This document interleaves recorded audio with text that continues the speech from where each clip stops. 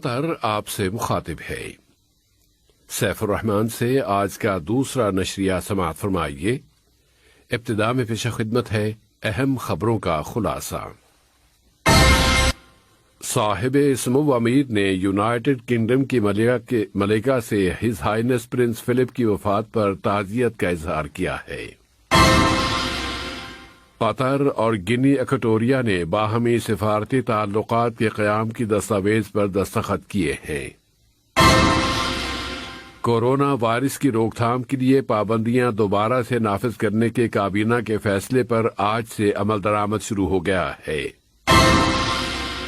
یورپی یونین نے کہا ہے کہ ایران کے ایٹمی مسئلے پر تعمیری مذاکرات ہوئے ہیں، اور یوکرین اور روس کی سرحدوں پر سخت کشیدگی پائی جاتی ہے۔ سامعین، یہ تھا اہم خبروں کا خلاصہ، اور اب پیش خدمت ہے ریڈیو قطر سے آج کا دوسرا مفصل نشریہ۔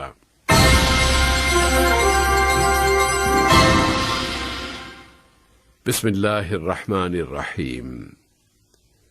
صاحب سمو امیر شیخ تمیم بن حمد آل ثانی نے یونائیٹڈ کنگڈم کی ملکہ الزبتھ دوم کے نام duke of Edinburgh his highness prince Philip کی وفات پر تعزیت کا برقی پیغام ارسال کیا ہے۔ نائب امیر شیخ عبداللہ بن حمد آل ثانی نے بھی یونائیٹڈ کنگڈم کی ملکہ الزبتھ دوم کے نام duke of Edinburgh his highness prince Philip کی وفات پر تعزیت کا برقی پیغام روانہ کیا ہے۔ اسی طرح وزیر اعظم و وزیر داخلہ شیخ خالد بن خلیفہ بن عبدالعزیز آل ثانی نے یونائیٹڈ کنگڈم کے وزیر اعظم جناب بورس جانسن کے نام duke of Edinburgh his highness prince Philip کی وفات پر تعزیت کا برقی پیغام ارسال کیا ہے۔ قطر اور سوڈان کے درمیان ہونے والے مذاکرات انتہائی کامیاب رہے ہیں۔ اس کامیابی کی بنیاد دونوں برادر ملکوں کی عوام کے باہمی برادرانہ موقف ہیں۔ جمہوریہ سوڈان کی عبوری بالادست کونسل کے سربراہ جنرل عبدالفتاح البرہان نے قطر اور اس کی قیادت کی جانب سے سوڈان کے مختلف مسائل اور خاص طور پر دارفور میں امن کی بحالی کے لیے قطر کے بنیادی کردار کی تعریف کی ہے۔ قطر اور جمہوریہ گنی ایکوٹوریا نے باہمی سفارتی تعلقات قائم کرنے کے لیے ایک مشترکہ بیان پر دستخط کر دیے ہیں، اور یہ دستخط نیو یارک میں اقوام متحدہ میں قطر کے مستقل وفد کے دفتر میں کیے گئے ہیں۔ اقوام متحدہ کے لیے قطر کی مستقل مندوب سفیرہ شیخہ علیہ احمد بن سیف آل ثانی نے قطر کی جانب سے، اور جمہوریہ گنی ایکوٹوریا کے مستقل مندوب جناب اناٹولیو نیڈونگ نے اپنے ملک کی جانب سے اس دستاویز پر دستخط کیے ہیں۔ اقوام متحدہ کے لیے قطر کی مستقل مندوب سفیرہ شیخہ علیہ احمد بن سیف آل ثانی نے قطر کی جانب سے سن 2008 میں پیش کی جانے والی تجویز کی بنیاد پر اقوام متحدہ کی جنرل اسمبلی کے فیصلے کا ذکر کیا ہے کہ آٹزم نامی بیماری سے متعلق آگہی اور اویئرنیس کو عام کرنے کے لیے ایک عالمی دن منایا جائے۔ قطر فاؤنڈیشن برائے تربیت، سائنس اور سماجی ترقی کے بورڈ آف ڈائریکٹرز کی سربراہ صاحبۃ السمو شیخہ موزہ بنت ناصر نے یہ تجویز پیش کی تھی۔ وہ آٹزم اور کووڈ-19 کے عنوان سے اقوام متحدہ کے نیو یارک کے دفتر میں قطر کے مستقل وفد کے دفتر میں ایک مجازی اجلاس سے خطاب کر رہی تھیں۔ وزارت صحت عامہ نے آج اعلان کیا ہے کہ ملک میں کورونا وائرس کے مزید 950 نئے مصدقہ کیسز رجسٹر ہوئے ہیں، جبکہ 533 مزید بیمار اب صحت یاب ہو گئے ہیں۔ اس طرح یہاں اب تک اس بیماری سے شفا پانے والوں کی مجموعی تعداد 1,68,534 ہو گئی ہے۔ مزید 2 مریض وفات پا گئے ہیں، جن کی عمریں 48 اور 68 برس تھیں۔ اور کورونا وائرس کی روک تھام کے لیے کئی ایک پابندیاں دوبارہ سے نافذ کرنے سے متعلق کابینہ کے فیصلے پر آج سے پورے ملک میں عمل درآمد شروع ہو گیا ہے، اور اگلے اعلان تک یہ پابندیاں برقرار رکھی جائیں گی۔ متعلقہ دریوں نے ان پابندیوں پر سختی سے عمل درآمد کرنے کی اہمیت پر زور دیا ہے اور کہا ہے کہ اگر معاشرے اور سماج کے سبھی لوگ ان ہدایات کی پابندی کریں تو ملک اس نازک مرحلے سے نکل سکتا ہے۔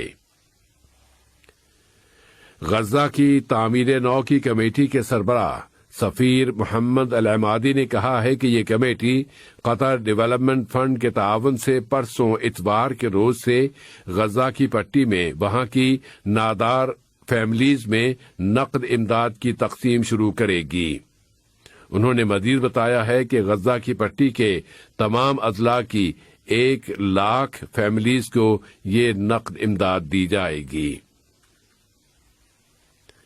ایران کے ایٹمی سمجھوتے کو بچانے کے لیے مذاکرات میراتھن ریس جاری ہے۔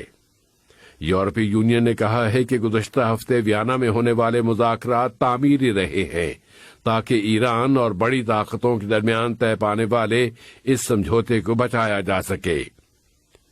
ادھر ایران کے نائب وزیر خارجہ عباس عراقجی نے کہا ہے کہ ان کے ملک اور عالمی طاقتوں کے درمیان مذاکرات ابھی دور ہیں لیکن کچھ پیش قدمی ہوئی ہے۔ جوہری ایندھن کی بین الاقوامی ایجنسی میں ایران کے نمائندے غریب آبادی نے کہا ہے کہ قدم بقدم والا منصوبہ اب زیر بحث نہیں رہا، اس لیے یہ امید کی جا سکتی ہے کہ اس فائل کو بند کیا جا سکے گا۔ ایران سے متعلق ہی ایک دوسری خبر میں جنوبی کوریا کے ایک اہلکار نے اعلان کیا ہے کہ ایران نے آج جنوبی کوریا کا وہ بحری جہاز آزاد کر دیا ہے جسے اس نے گزشتہ جنوری میں اپنی حراست میں لے لیا تھا۔ ایران کی خبر رساں ایجنسی نے بتایا ہے کہ ماحولیاتی آلودگی سے متعلق تحقیقات مکمل ہو جانے کے بعد اور پھر جنوبی کوریا اور اس جہاز کی مالک کمپنی کی درخواست پر کیمیاوی مواد کے اس ٹینکر کو اب چھوڑ دیا گیا ہے۔ ترکی کی وزارت دفاع نے اعلان کیا ہے کہ ملک کی مغربی ریاست ازمیر کے ساحلوں کے قریب سمندر میں گر کر تباہ ہونے والے تربیتی طیارے کے دونوں پائلٹ زندہ سلامت بچ گئے ہیں۔ بیان کے مطابق اس طیارے کی تباہی کی وجہ کا ابھی تعین نہیں کیا جا سکا۔ یوکرین کے مشرقی حصے میں اس وقت سخت کشیدگی پائی جاتی ہے کہ وہاں روسی فوجیں دونوں ملکوں کی سرحدوں کے قریب نقل و حرکت کر رہی ہیں۔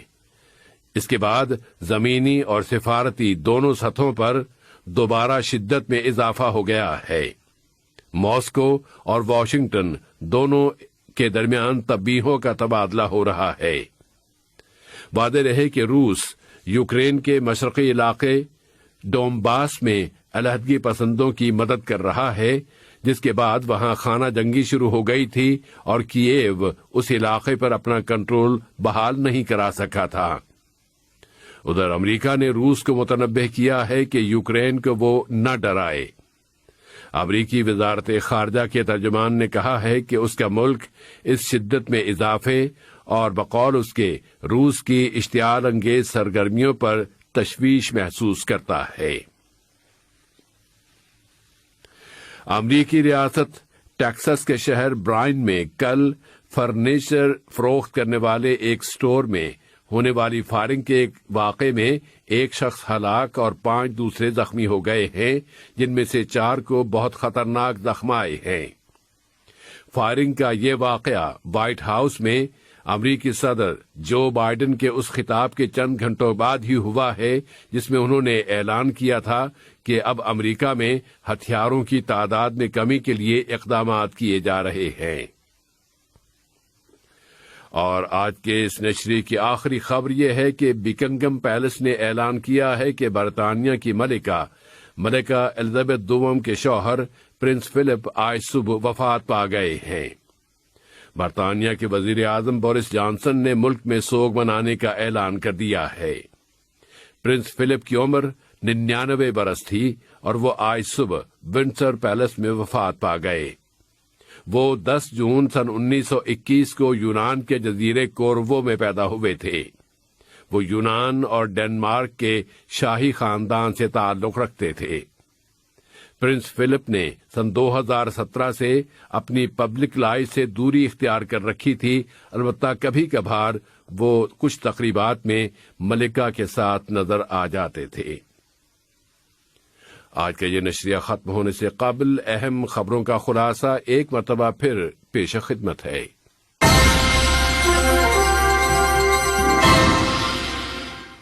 صاحب سمو امیر نے یونائیٹڈ کنگڈم کی ملکہ سے ہز ہائنس پرنس فلپ کی وفات پر تعزیت کا اظہار کیا ہے۔ قطر اور گنی ایکوٹوریا نے باہمی سفارتی تعلقات کے قیام کی دستاویز پر دستخط کر دیے ہیں۔ کورونا وائرس کی روک تھام کے لیے پابندیاں دوبارہ سے نافذ کرنے کے کابینہ کے فیصلے پر آج سے عمل درآمد شروع ہو گیا ہے۔ یورپی یونین نے کہا ہے کہ ایران کے ایٹمی مسئلے پر تعمیری مذاکرات ہوئے ہیں، اور یوکرین اور روس کی سرحدوں پر اس وقت کشیدگی پائی جاتی ہے۔ ریڈیو قطر سے آج کا دوسرا نشریہ اپنے اختتام کو پہنچا۔ اگلا نشریہ کل صبح 9 بجے پیش کیا جائے گا انشاءاللہ۔